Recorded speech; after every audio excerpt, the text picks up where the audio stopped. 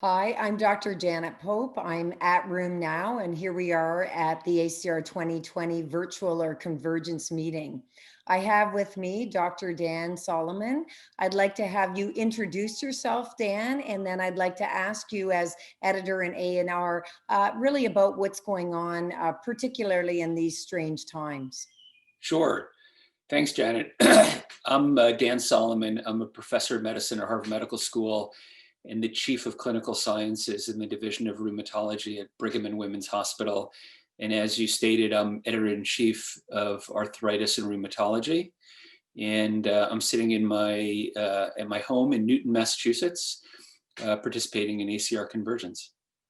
In the comfort of your own home, like so many of our events right Yeah. now. Yeah. So first of all, I mean, this is a giant task, and I mean, you're a well-known and esteemed researcher. So did you have to cut down on a lot of your other activities to be editor in chief? Yeah, so thanks for asking. I did. I actually have given up some of my other research work. It is about a 20% commitment.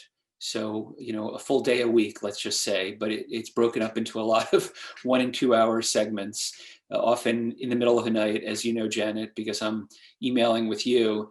But every day there's a flood of submissions and other work that has to be adjudicated. And so it's really becomes about a 6 day a week effort. I Uh, try to take 1 day a week off. yeah, and that probably doesn't work. It's probably a 12-hour day off. Tell me what's going on with respect to COVID and how the journal's handling. Are we getting more submissions, less submissions? Are we getting reviewers saying, no way, I'm on a COVID board? Or what's been happening with the metrics? Yeah, so I think like all academic medical journals, A&R has seen a huge increase. So we're since COVID's began about 8 or 9 months ago, our submissions have gone up by about 50%. So you and your colleagues who serve as associate editors are being worked hard, as am I. And occasionally, our reviewers and our associate editors are on the wards, and they say, "Solomon, no muss, stop sending me stuff." And so we have to obviously be considerate of that.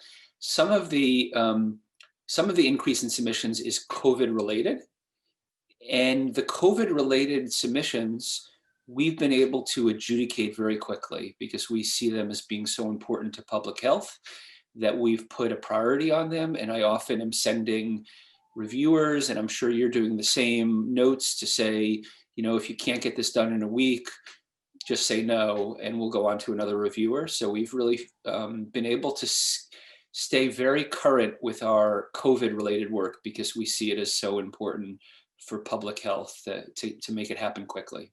So a little bit of a touchy subject. We all value A&R. It is the #1 ACR journal, of course. So do you think there's due process on this COVID material? Because I mean, that as an associate editor, as editor in chief, I mean, it's so important that we don't want to ever be in a we retract what's being said situation.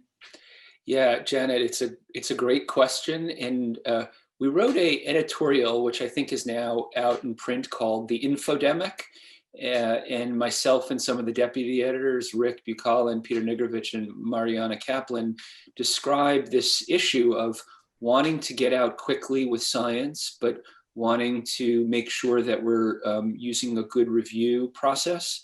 And we also recognize the kind of the self-correcting nature of science, meaning if for instance something came out that wasn't quite right, there's going to be another person doing a study, and over time we will get it right.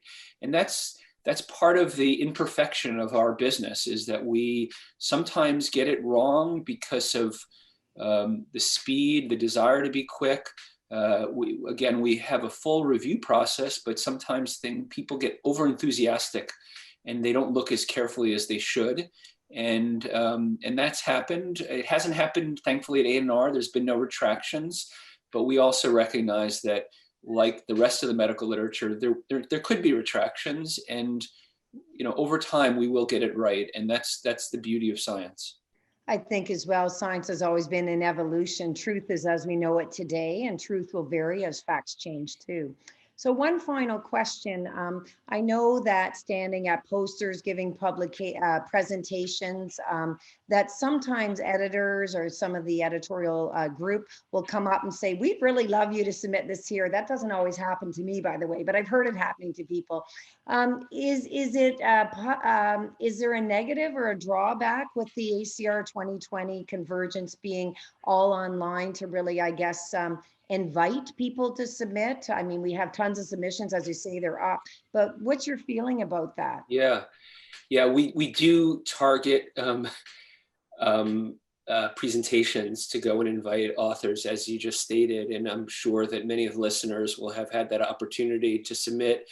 And we invite the submissions, and sometimes we offer fast track review if it's a late breaking abstract, a late breaking trial that we want to, give the author some incentive to submit.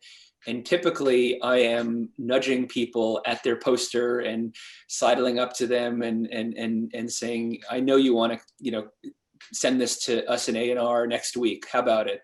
And so this has all become an electronic invitation. So I spent a lot of the last couple of weeks looking over the program, targeting some important abstracts, trials, other presentations, and sending out emails. And our trials, our fast track trials associate editor Rich Fury and I have been in close contact about which of those trials that we really want to target. So people will still be getting those invitations. They'll just be via email and not a personal hello and will you please submit. So it's Right. happening.